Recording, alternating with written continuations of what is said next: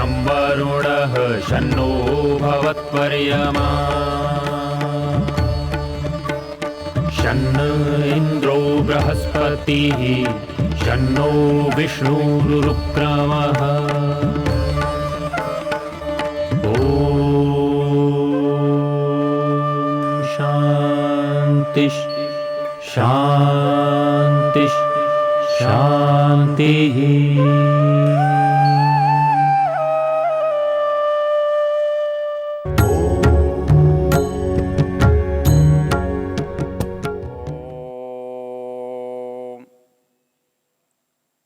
हम वेद की चर्चा कर रहे हैं।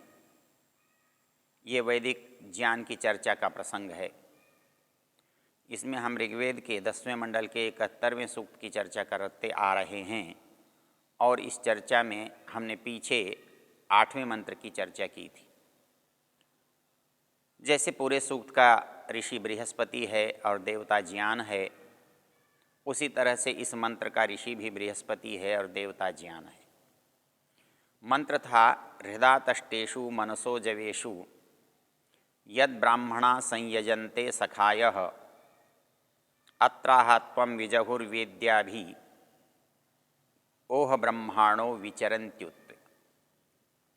हमने पिछले पंक्ति पर विचार करते हुए देखा था कि ज्ञान के लिए जब हम बैठते हैं तो अपने ज्ञान के मनन चिंतन से उसको परिष्कृत करते हैं, उसको स्पष्ट करते हैं, निर्णयात्मक स्थिति में पहुंचाते हैं और उससे भी आगे की जो परिस्थिति है वो है चर्चा की, जिसको ज्ञान यज्ञ कहा गया था, संयजन्ते सखाया।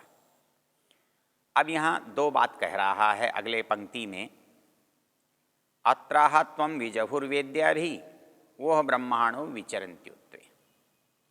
अर्थात कौन लोग इस चर्चा से वंचित रह जाते हैं और कौन लोग इस चर्चा में आगे बढ़ते हैं, भागीदार बन जाते हैं। ये बात यहाँ दो तरह से इस पंक्ति में कही गई है। एक कहता है अत्राह त्वं विजहुर्वेद्याभि, कहता है कि जो लोग इस ज्ञान को पकड़ नहीं पाते, इस ज्ञान के प्राप्त करने वालों के साथ साथ नहीं चल पाते, तो क्या होता है, विजहुर्वेद्याभि, जो जानने वाले लोग हैं वो उनको छोड़ देते हैं, वो पीछे रह जाते हैं। और जो आगे बढ़ते हैं उनकी क्या विशेषता होती है, कहता है ओ ब्रह्माण। रोचक बात क्या है, पढ़ते तो सभी हैं, लेकिन पढ़ने के बाद उसका उपयोग करने का जब अवसर आता है, कुछ लोग उपयोग कर पाते हैं और कुछ लोग उपयोग नहीं कर पाते। हम देखते हैं कि लोग जो हैं पढ़ तो चुके हैं लेकिन उपयोग नहीं कर पाते। क्यों? उसको आत्मसात नहीं कर पाते, अपने लिए उपयोगी नहीं बना पाते। तो इसलिए यहाँ पर एक चीज़ कही गई है, ओह ब्रह्माण, मतलब ज्ञान के बाद जो चीज़ हमारे अंदर पैदा होनी चाहिए या होती है वो है ऊह। ऊहा, उसको आप तर्क कहते हैं, उसको आप युक्ति कहते हैं। संसार में युक्ति कहते हैं और इसका एक भाषिक शब्द है, लोक भाषा का शब्द है जुगाड़। अर्थात कुछ भी उल्टी सीधी चीज़ें मिला करके अपना काम सिद्ध करने के लिए कोई साधन बना लेते हैं, कोई उपाय कर लेते हैं, तो हम उसे जुगाड़ कहते हैं। तो ये जो ऊहा है ये उसी का परिणाम है, ऊहा के कारण ही ऐसा होता है। हम उसकी उपयोगिता की वस्तु को पहचानते हैं और उसका उपयोग कर लेते हैं। एक उदाहरण से हम इसको समझ सकते हैं। बहुत पहले एक छोटी सी कहानी पढ़ी थी। वो कहने लगे कि एक राजा साहब के यहाँ एक कोई अतिथि दूसरे राजा आए और बैठे बातचीत कर रहे थे तो स्वागत के लिए जो इलायची दान था उसको लेकर आए, तो सेवक ने देखा कि उसमें इलायची तो एक ही पड़ी है। यदि वो अपने हाथ से देगा तो एक को देगा और दूसरे को नहीं देगा, और दूसरे को नहीं देगा तो ये स्थिति में दोनों ही बातें अपमानजनक होंगी। एक बात अपमानजनक ये होगी कि राजा के पास वस्तु ही नहीं है देने के लिए, और दूसरा एक को देना और एक को न देना ये अच्छा नहीं लगेगा, शिष्टता नहीं लगेगी। सेवक ने बड़ी चतुराई से एक काम किया और उसने अपने राजा साहब से कहा कि आप ये इलायची लीजिए और अपने अतिथि को दीजिए। उन्होंने उस चीज़ को देखा और देखने के बाद अपने हाथ से इलायची लेकर अपने अतिथि को दे दी। इससे राजा का तो सम्मान भी रह गया और इस बुद्धिमत्ता से वस्तु की कमी भी नहीं खली। ये ऐसी परिस्थिति में इस तरह का जो उपाय है ये ऊहा है। हमारी जो समस्याएं हमारी पंक्तियों से स्पष्ट नहीं होती या पंक्तियां हमारे सामने उपस्थित नहीं होती, तो उस समय हम अपने अंदर अपनी बुद्धि से जो बात सोचते हैं, कल्पित करते हैं, उससे यदि समस्या का समाधान हो जाता है तो वो ज्ञान हमारे लिए उपयोगी बनता है ऊहा के कारण। तो तत्वज्ञानार्थम ऊहस्तर्कः, अर्थात तत्वज्ञान या परिणाम या जो निर्णय उसकी प्राप्ति के लिए जब कोई हम ऊहा करते हैं, सोचते हैं, कोई विचार करते हैं, वो ऊहा जो है तर्क कहलाती है। और इसका कितना महत्व है, आचार्य यास्क ने एक जगह इसको बड़े विस्तार से लिखा है। प्रकरण ये चल रहा है कि मंत्र जो हैं उनका ज्ञान अक्षर है, न अक्षरम भवति, कभी नष्ट नहीं होता है। वो क्योंकि परमपिता परमेश्वर जो नित्य है, तो जो नित्य स्वयं है तो उसका ज्ञान भी नित्य ही होगा। तो ऐसा जो ज्ञान हमको मंत्रों के माध्यम से मिला है, तो ये कहता है कि जब उन मंत्रों की आप चर्चा करें तो कहता है प्रकरणशैव मंत्रा निर्वक्तव्या। उन प्रकरणों पर विचार करते हुए उनके आगे पीछे के जो प्रसंग हैं, शब्दों के जो अर्थ हैं, उन पर ध्यान अवश्य देना चाहिए। न तो पृथकत्वेन निर्वक्तव्या, उनको प्रसंग से हटाकर अलग से तोड़कर वर्तमान संदर्भों में जोड़कर हम उसका अर्थ करें तो बनेगा नहीं। तो इस दृष्टि से वो कहते हैं कि ऐसी स्थिति में एक वो घटना देते हैं। वो कहता है कि ऋषिषु उत्क्रामत्सु देवा अब्रुवन कोनो ऋषिर भविष्यति थी। मनुष्यों ने देवताओं से पूछा, अब ऋषि तो यहाँ से जा रहे हैं। मनुष्यों ने देवताओं से पूछा कोनो ऋषिर भविष्यति, तो हमें अब मार्ग दिखाने वाला कौन होगा? क्योंकि ऋषि शब्द का अर्थ है दृष्टा, जो दूर तक की देखता है, जो वर्तमान के साथ ही नहीं आज के भविष्य को भी जानता है, जो आज काम हो रहा है, जो काम किया जा रहा है, उसके परिणाम से भी जो परिचित है। ऐसे परिणाम के जानने वाले व्यक्ति को ऋषि कहा गया है। शास्त्र कहता है ऋषिर दर्शनात्, जो देखता है, गहराई में देख सकता है, सूक्ष्मता से देख सकता है, पीछे छिपी हुई चीज़ को देख सकता है, हमारे वर्तमान से आगे की चीज़ को जो देख सकता है वो हमारा ऋषि है। तो ऋषि लोगों का काम है वेद के मंत्रों में जो अर्थ छिपा हुआ है उसको बताना। तो इसलिए हम उन्हें ऋषि कहते हैं।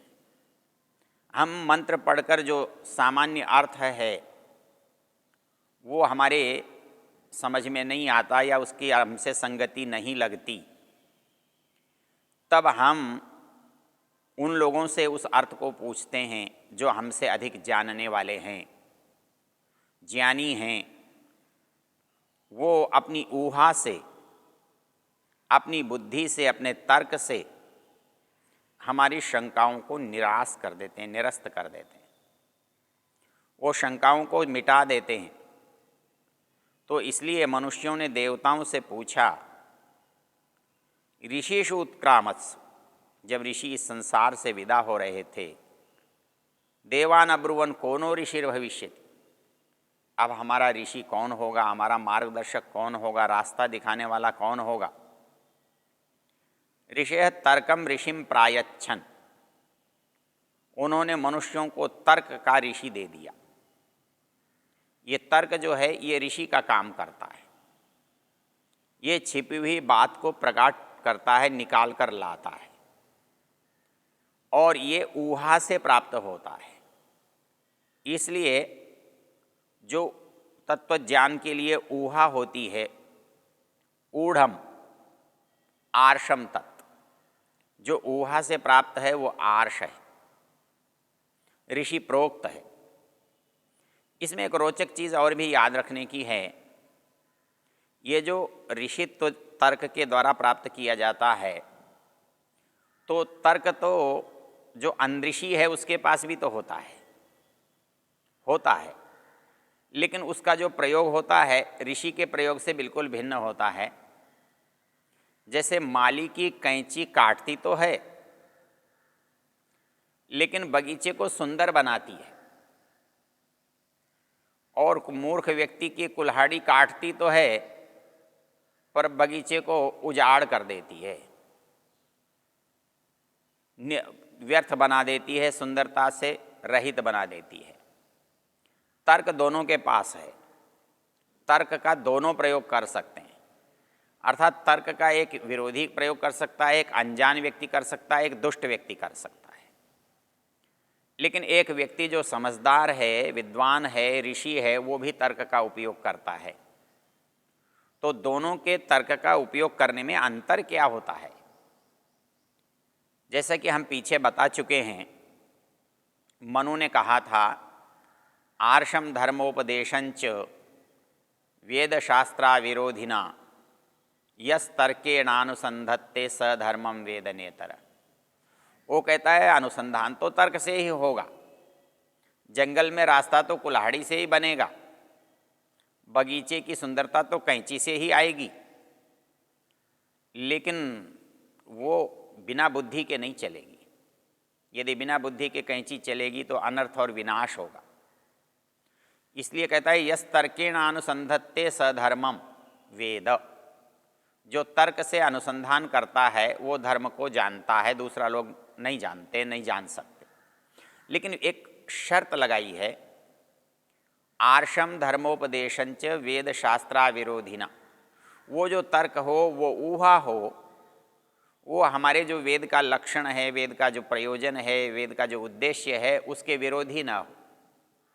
क्योंकि तर्क ऐसी चीज़ है जैसे कुल्हाड़ी है, फरसा है, कैंची है, ऐसा कहीं नहीं लिखा होता कि इससे कौन सी चीज़ कटेगी, कौन सी नहीं कटेगी। ये काटने वाले पर निर्भर करता है, वो कुछ भी काटे। वो कैंची से बगीचे की तरह सुंदरता को बनाए या जंगल की तरह निर्जन कर दे, वृक्षों से विहीन कर दे, उद्यान को समाप्त कर दे। तो इसलिए एक यहाँ पर शर्त रखी गई, और वो शर्त क्या है? कहता है आर्षम धर्मोपदेशम च वेद शास्त्रा विरोधिन, अर्थात हमारा तर्क जो हो वो हमारे जो पुराने निर्णय हैं वेद के, शास्त्र के, ऋषियों के, उनका विरोधी नहीं होना चाहिए। उसके बाद यदि आप उनके साथ अनुसंधान करते हैं तो वो तर्क आपके अनुसंधान में सहायक है और आपको धर्म तक पहुंचाता है। इसके विपरीत यदि आप करते हैं कहता है कि आर्षम धर्मोपदेशम, जो ऋषियों के द्वारा दिया गया उपदेश है, उस तर्क उसके उपदेश की पुष्टि का काम करता है, उसको निरस्त करने का काम नहीं करता। इसलिए तर्क का उपयोग तो दोनों कर सकते हैं, बुद्धिमान समझदार मनुष्य भी कर सकता है, वितंडावादी दुष्ट व्यक्ति भी कर सकता है, लेकिन वही तर्क मान्य और स्वीकार्य होता है जो तर्क हमको हमारे प्रयोजन से जोड़ता है, हमारे उद्देश्य को पूरा करता है, मंत्र में बताए गए भाव को हमारे हित के लिए समझाता है। तो मंत्र में जो बात कही गई है, तो पहली बात ये कही कि जो व्यक्ति उसको पकड़ नहीं पाते, जिनके अंदर वो ऊहा नहीं होती, अत्राहत्वम विजहुर्वेद्या भी, वो जानने वालों से न जानने वाले पृथक हो जाते हैं, अलग चले जाते हैं, भिन्न हो जाते हैं। और ओह ब्रह्माणो विचरन्त्युत्वे, जो ऊह ब्रह्म वाले लोग हैं, जिनके अंदर सूझ है, जिनके अंदर कल्पना है, जिनके अंदर ऊहा है, जिनके अंदर तर्क है, जिसमें नव उन्मेषशालिनी प्रतिभा है, वो चीज़ को नई तरह से देख सकते हैं, ऐसे लोगों के लिए वेद ने एक शब्द प्रयोग किया है, ऊह ब्रह्मणि। ऊह का जो ज्ञान है, ऊह तर्क से आधारित जो ज्ञान है, उसमें विचरंती, वो लोग उसमें विचरण करते हैं। अर्थात जब हम संवाद करते हैं, जब बातचीत करते हैं, तो एक व्यक्ति एक बात की स्थापना करता है, तो दूसरा व्यक्ति या तो तर्क से उसको पुष्ट करता है या तर्क से उसको खंडित करता है। तर्क से उसको पुष्ट भी कर सकता है और तर्क से उसको खंडित भी कर सकता है। खंडित करके ऐसा हो सकता है कि वो चीज़ हमारे लिए निरुपयोगी सिद्ध हो, या ऐसा हो सकता है कि वो चीज़ वास्तव में हमारे लिए बहुत उपयोगी हो। लेकिन इसका निर्णय जो होगा वो ऊहा से होगा, तर्क से होगा, विचार से होगा। इसलिए हमारे यहाँ जो जानने की पद्धति है वो श्रवण है, मनन है, निदिध्यासन है, साक्षात्कार है। केवल सुनने मात्र से किसी चीज़ की बात नहीं बनती। जब हम किसी चीज़ को सुनते हैं, उसके बाद उस पर विचार करते हैं, मनन करते हैं। हम श्रवण, मनन, निधिध्यासन, तब हमें निश्चय हो जाता है, तब उस चीज़ का हम उपयोग करते हैं, व्यवहार करते हैं, उसको काम में लाते हैं, निर्णय के रूप में उसे प्रस्तुत करते हैं। तो इस मंत्र में जो बातें समझाई गई वो ये हैं कि पहले तो हमको ज्ञान को सूक्ष्म और अच्छा बनाना है, और ऐसे लोगों के साथ बैठने के लिए हमें अपने आप को योग्य बनाना है जो ज्ञान की चर्चा करते हैं।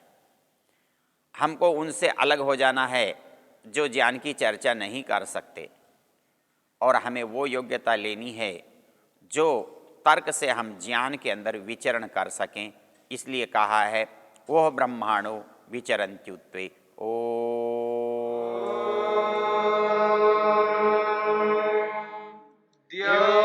शान्तिरन्तरिक्षं शान्तिर्पृथिवी शान्तिरापः शान्तिरोषधयः शान्तिः वनस्पतयः शान्तिर्विश्वे देवाः शान्तिर्ब्रह्म शान्ति सर्वं शान्ति शान्तिरेव शान्ति शान्ति